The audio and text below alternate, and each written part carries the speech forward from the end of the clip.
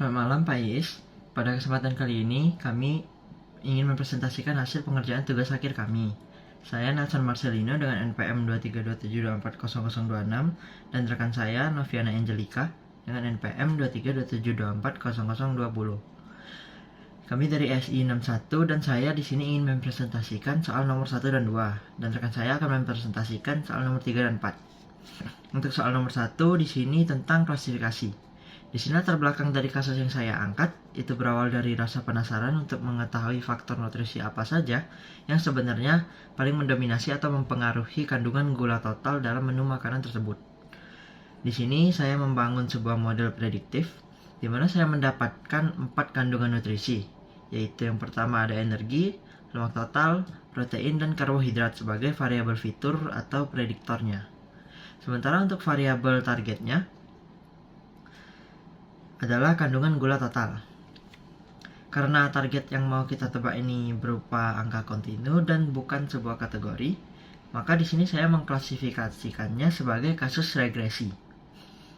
Sehingga algoritma yang paling tepat saya gunakan di sini adalah decision tree regressor. Kita masuk ke tahap penyelesaiannya di sini. Yang pertama itu ada import dulu. Yang pertama ada import pandas, NumPy, matplotlib.pyplot, seaborn, sklearn, dan lain-lain. Setelah itu juga ada import drive dari Google Colab dan DriveMount.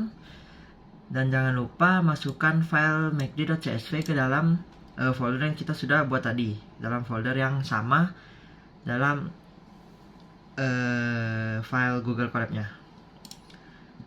Setelah itu kita run agar datasetnya dapat kita tarik.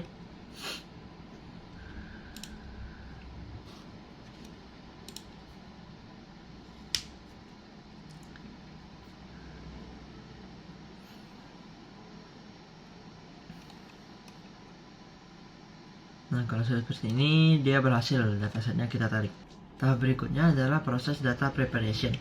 Di sini saya memisahkan data ke dalam variabel X untuk menampung fiturnya dan target Y untuk menampung targetnya. Untuk fitur X-nya di sini ada energi, total fat, protein, dan karbohidrat. Dan untuk target Y-nya cuma satu, yaitu total gula. Kemudian data tersebut saya bagi menjadi data-data menjadi 80% data training dan 20% data testing. Karena kasus yang saya tangani adalah kasus regresi, maka saya tidak menyertakan parameter stratify. Jadi dari pembagian ini sistem menghasilkan 33 jumlah data untuk train dan 9 untuk data test. Lanjut ke membuat model decision tree-nya. Saya membuat model decision tree regressor dengan membatasi kedalaman maksimum pohonnya hanya sampai 3 tingkat saja. Kemudian pembatasan ini saya sengaja lakukan agar model tidak terlalu kompleks dan terhindar dari masalah overfitting. Saya juga mengunci random state-nya di angka 42 agar hasil pemodelan konsisten ketika dijalankan ulang. Nah, untuk ini sebagai tambahan saja. Setelah pemodelan berhasil dilatih menggunakan data train, langkah terakhirnya adalah melakukan prediksi pada data testing dan memvisualisasikannya ke dalam pohon keputusan yang sudah terbentuk. Di sini kita lihat hasil akhir dan analisis model yang sudah berjalan berdasarkan metrik evaluasi regresi. Model saya menghasilkan nilai mean squared error-nya sebesar 477,15 dan nilai R squared score-nya sebesar 14,05%. Harus saya akui nilai R squared-nya ini memang masih tergolong cukup rendah. Maka hal ini menandakan bahwa variasi dari energi, lemak, protein, dan karbohidrat baru bisa menjelaskan sekitar 14,05% dari perubahan nilai kadar gula pada data uji kita. Keterbatasan ini kemungkinan besar terjadi karena jumlah sampel data yang kita miliki memang sangat sedikit, yaitu hanya sekitar kurang lebih 42 baris totalnya tadi. Di sini ya sekitar 41, berarti tambah yang itu 42. Meskipun akurasinya itu belum maksimal, tapi visualisasi pohon keputusannya memberikan kita sebuah penglihatan yang sangat logis dan transparan. Di sini jika kita jalankan, ya nih, yang paling atas ini atau akar utamanya itu model memilih variabel lemak total dengan batas kurang dari atau sama dengan 8,502 sebagai pemisah paling pertama. Nah, dari sini artinya menurut model, lemak total adalah indikator awal yang paling kuat dalam pengelompokan kadar gula. Jika terpenuhi atau true, maka pohon akan bercabang ke kiri dengan mengecek variabel energi serta karbohidratnya. Namun jika jumlah lemaknya tinggi atau false tadi, maka pohon akan bergeser ke sebelah kanan untuk menguji batas lemaknya yang lebih tinggi lagi. Hal yang paling menarik bisa kita lihat pada kotak daun di paling bagian bawah yang warna hitam pekat ini. Square error-nya itu 0, samplesnya sama dengan 1, dan value-nya itu atau rata-rata prediksi gula tertingginya yaitu 36,18 gram. Ini terjadi pada pengelompokan menu makanan yang karakteristiknya memiliki lemak total rendah, tetapi memiliki kalori atau energi yang sangat tinggi, namun proteinnya tetap rendah. Jadi sebagai kesimpulan dari nomor 1 ini, menurut saya skrip ini berhasil mengeksekusi seluruh tahap machine learning, mulai dari penyiapan datanya, pelatihan model regresi, hingga evaluasinya.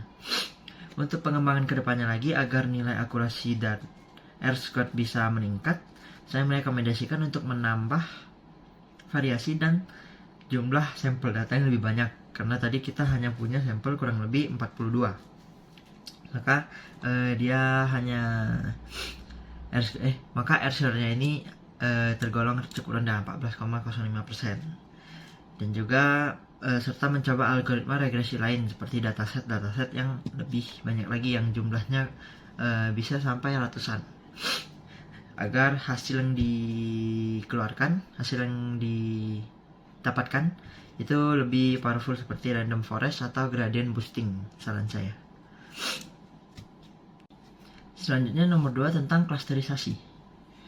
Pengelompokan pola gaya hidup terhadap efisiensi tidur masyarakat menggunakan algoritma unsupervised machine learning. Latar belakang dari kasus yang kami angkat didasari oleh pentingnya kualitas tidur dalam menjaga kesehatan tubuh. Tujuan dari proyek ini adalah untuk mengidentifikasi kelompok-kelompok pola gaya hidup masyarakat berdasarkan beberapa indikator fisik dan kebiasaan konsumsi harian mereka. Dalam menganalisis ini, kami menetapkan 4 fitur utamanya.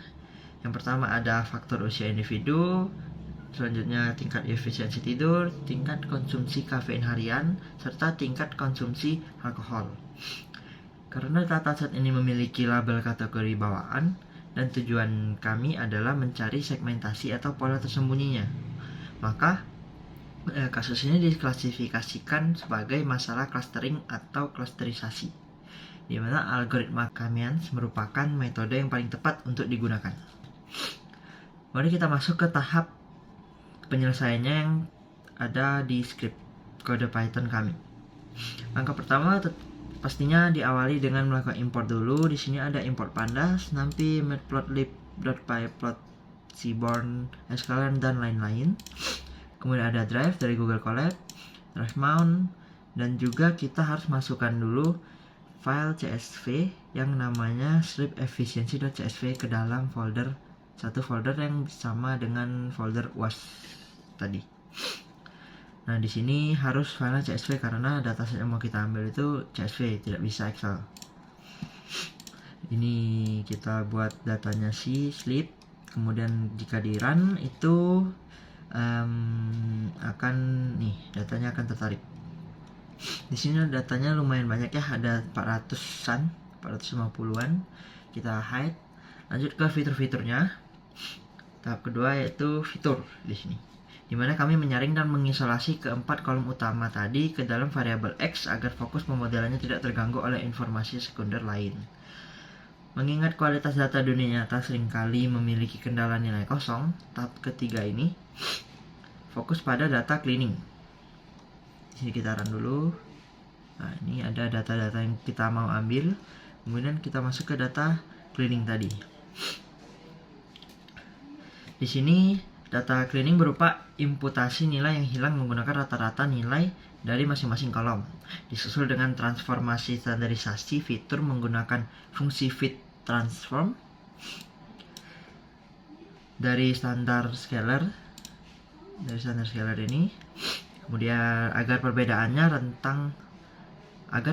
rentang satuan antar kolomnya tidak mendistorsi perhitungan jarak algoritma.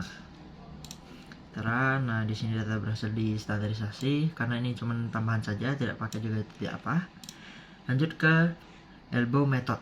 Nah, berdasarkan hasil grafik dari elbow method yang terbentuk ini, kurva penurunan nilai intertia menunjukkan patahan di bagian sini, di bagian nomor 3, yang ketiga. Oleh karena itu, kami menetapkan untuk nilai K optimal sama dengan 3 sebagai jumlah pembagian klaster terbaiknya. Ketika hasil pemodelan diuji menggunakan metrik kekuatan pemisah jarak antar klaster, diperoleh nilai Silhouette score-nya di sini. Taran Silhouette score-nya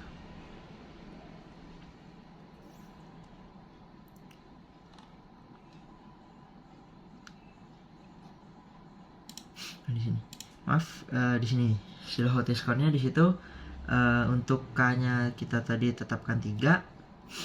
Di sini K optimalnya 3. Maka Silhouette score-nya itu yang kita dapatkan itu 0,2676. Sebuah angka yang menunjukkan bahwa batas pemisah struktural antar kelompok sudah terbentuk secara cukup terstruktur, meskipun masih terdapat area yang saling beririsan halus. Analisis terakhir dari profil rata-rata tiap cluster menghasilkan temuan segmentasi gaya hidup yang sangat logis dan aplikatif. Cluster 0 dapat diidentifikasi sebagai usia muda atau produktif. Usia muda atau produktif sekitar 32 tahun yang memiliki masalah efisiensi tidurnya yang paling rendah, yaitu 0,6 sekian, 0,60 dan lain-lain. Di mana kebiasaan mereka ini sering mengkonsumsi kafein yang cukup tinggi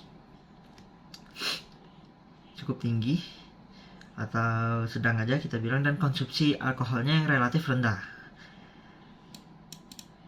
Selanjutnya klaster 1 ini rata-rata usianya sekitar 40-41, yang memiliki kualitas tidurnya terbaik di sini 0,86 sekian. Itu ditunjukkan dengan efisiensi tidur yang tinggi nih, termasuk nih ini yang paling tinggi efisiensi tidurnya, dan didukung oleh karakteristik mengkonsumsi alkohol harian yang paling minim dari antara klaster 0 dan 1. Sementara untuk klaster 2 yang terakhir itu rata-rata usianya kurang lebih 45 ke atas, yang memiliki efisiensi tidur menengah sebesar 0,72 sekian. Namun kelompok ini tercatat memiliki tingkat konsumsi alkohol harian yang paling tinggi dari klaster-klaster yang lainnya. Sebagai konklusi akhir dari presentasi saya dari nomor 2 ini, strip ini terbukti telah berhasil mengeksekusi seluruh siklus data science untuk penanganan klasterisasinya, mulai dari penanganan nilainya hilang, standarisasi, penentuan K optimal, hingga visualisasi sebaran usia versus efisiensi tidur secara transparan.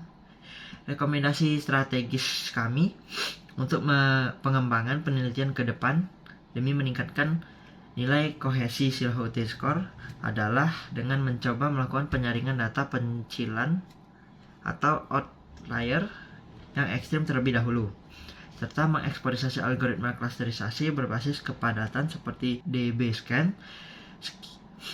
Sekian penjelasan atau presentasi saya untuk nomor 1 dan 2 ini. Selanjutnya akan dilanjutkan oleh teman saya.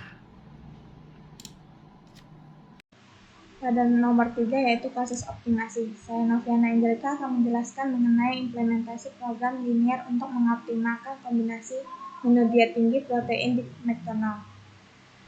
Dita kasusnya berawal dari kebutuhan seorang mahasiswa yang ingin menyusun kombinasi menu makanan malam tinggi protein, namun dengan pengeluaran biaya yang paling murah atau minimal. Menu yang diuji dari database adalah McSpicy Chicken sebagai variabel X1 dan Butter Chicken Grill Burger sebagai variabel X2. Target gizi minimal malam itu harus memenuhi 1000 unit energi dan 35 gram protein. Harga per unit untuk McSpicy Chicken adalah Rp40.000, sedangkan Butter Chicken Grill Burger adalah Rp50. Maka fungsi tujuannya adalah meminimalkan nilai Z sama dengan 40.000 X1 ditambah 50.000 X2. Kasus ini dibatasi oleh 3 kendala, yaitu kendala minimal kebutuhan energi, minimal kebutuhan protein, serta kendala non-negatif atau POTS agar jumlah porsi tidak bernilai minus. Masuk ke tahapan penyelesaian. Pada skrip kode Python, tahapan pertama seperti di nomor 1 dan 2, kita sudah import drive-nya. Jadi di sini saya hanya menyampaikan library dengan mengimport NumPy, Pandas, dan libfrog dari spicy.optimize. Tahap kedua, kita mengambil nilai kalori dan protein real dari masing-masing menu di database, namun menunjukkan satu porsi McSpicy Chicken mengandung 451,2 energi dan 21,46 protein. Sedangkan Butter Chicken Burger mengandung 357,01 energi dan 17,06 protein. Tahapan ketiga, kita menyusun fungsi tujuan dan matriks kendala ke dalam kode. Berdasarkan formula standar fungsi lintok, matriks kendala gizi sebelah kiri serta target capaian sebelah kanan dikali dengan -1, sehingga target energinya diinput menjadi -1000 dan target protein menjadi -35.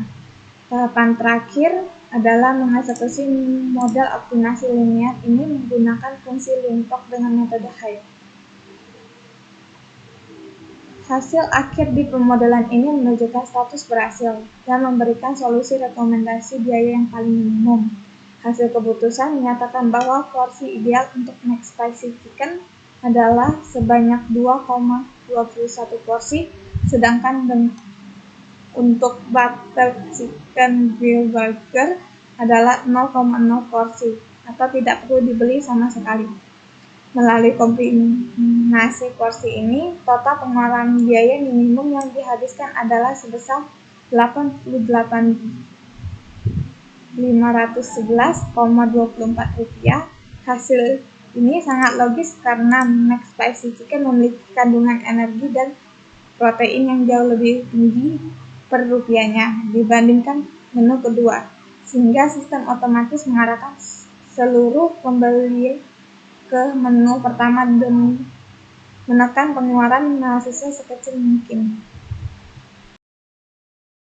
Selanjutnya soal nomor 4, rekomendasi, yaitu pengembangan sistem rekomendasi makanan baru bagi pelanggan McDonald berdasarkan riwayat rating mereka. Detail kasus ini didasari oleh situasi di mana sebuah aplikasi ingin memberikan rekomendasi menu baru kepada pelanggan berdasarkan rating skala 1-5 yang pernah mereka berikan. Masalahnya, banyak pelanggan yang belum mencoba menu tersebut sehingga matriks data memiliki banyak nilai kosong atau NaN. Untuk mengatasinya, sistem akan mendeteksi nilai kosong tersebut, lalu memprediksi atau mengestimasi menggunakan nilai rata-rata rating dari konsumen lainnya. Menu mendapatkan estimasi prediksi tertinggi nantinya akan direkomendasi kepada pengguna atau pelanggan. Menu yang kita ambil untuk simulasi ini ada 3, yaitu Maharaja Mac, Butter Chicken Grill Burger, dan McSpicy Chicken. Lalu, tahapan penyelesaian dimulai dengan mengimport library Pandas dan NumPy, lalu membuat dataset rating pelanggan secara manual untuk simulasi. Kita membuat data kamus berisi kolom user, item menu, dan rating, lalu mengubah menjadi data frame. Langkah ketiga, kita membuat matriks user item menggunakan fungsi pivot, di mana user menjadi baris, menu menjadi kolom. Di sini terlihat jelas adanya nilai kosong atau NaN pada pelanggan 1 untuk menu McSpicy Chicken, yang artinya menu tersebut belum pernah dicoba. Tahap keempat, kita menghitung nilai rata-rata rating untuk setiap menu menggunakan fungsi main. Lalu menjalankan pengulangan untuk mencari sel yang kosong dan mengisinya dengan nilai rata-rata produk tersebut, yang dibulatkan 2 angka dari belakang koma. Hasil akhir dari proses ini menunjukkan bahwa nilai kosong pada pelanggan 1 untuk menu McSpicy Chicken berhasil terisi dengan nilai estimasi sebesar 3,33. Dari angka 3,33 ini otomatis didapatkan dari rata-rata rating pelanggan lain yang sudah pernah mencoba menu tersebut. Berdasarkan matriks final ini, jika aplikasi ingin memberikan rekomendasi menu baru yang belum pernah dicoba oleh pelanggan 1, maka sistem akan menyarankan McSpicy Chicken ini karena memiliki estimasi nilai kepuasan sebesar 3,33. Kesimpulannya, script ini berhasil mendemonstrasikan sistem rekomendasi sederhana yang dapat membantu aplikasi kuliner memberikan saran menu personal demi meningkatkan kepuasan konsumen. Sekian presentasi dari kami, mohon maaf apabila ada kesalahan kata. Terima kasih dan selamat malam.